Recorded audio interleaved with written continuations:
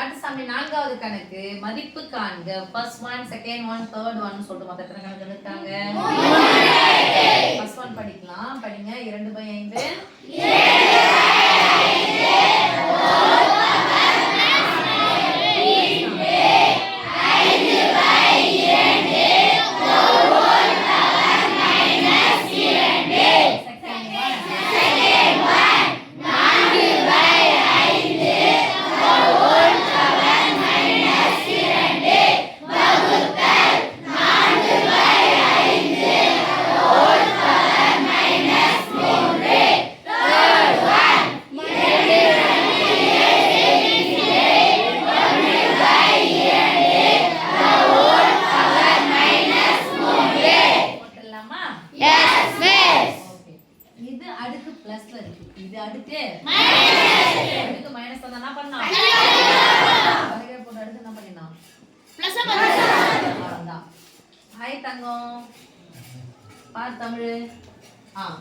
2/5 நடுவுல பெருக்குல வகுத்து அடுக்கானது ரெண்டுக்கும் கொண்டா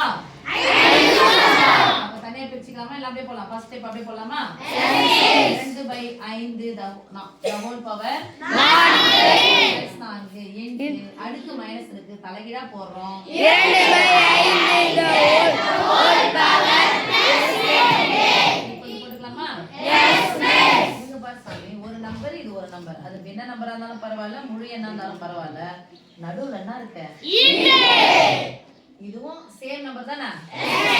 அடிமானங்கள் ஒரே மாதிரி இருந்து நடுவுல பெருக்கல் வந்துச்சுன்னா அடுக்குகள் என்ன பண்ணிக்கணும்? சொல்லுங்க. எத்தனை முறை 2/5 வந்தாலும்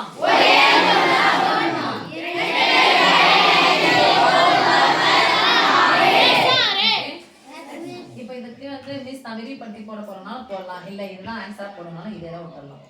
2 6 முறை போட்டு பெருக்கணும். 5 6 நீங்க ஆன்சர் இதோட விட்டுறணும். ஓகே, செகண்ட் போலாம். இங்க என்ன இருக்கு? -2 இருக்கு. அடுக்கு மைனஸ்ல இருந்தா கரெக்ட்டா போடலாமா? போடுங்க.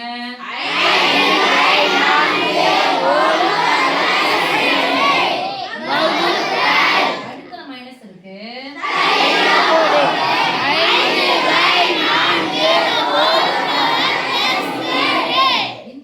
இந்த அடிமானம் பாருங்க. நடுவுல என்ன வந்திருக்கு?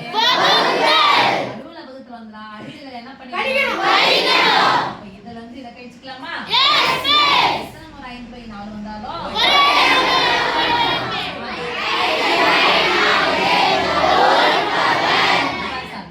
ரெண்டுல இருந்து 3 கழிக்கணும். பெரியது சின்ன கழிச்சுட்டு பெரியவடைய குறி போடலாமா?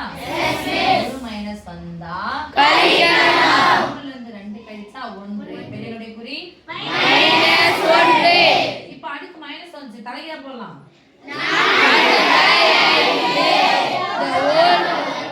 whole power 1 போட வேண்டிய அவசியம் இல்ல. ஆன்சர் இதுதான். ஓகே, அடுத்து தேர்ட். இதுதான் சும்மா தட்டலாமே.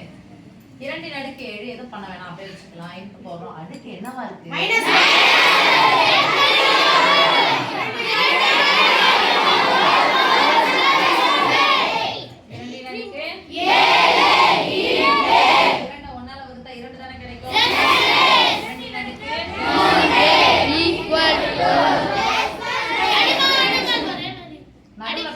அடிமானங்கள் ஒரே மாதிரி நடுவுல பெருக்கல்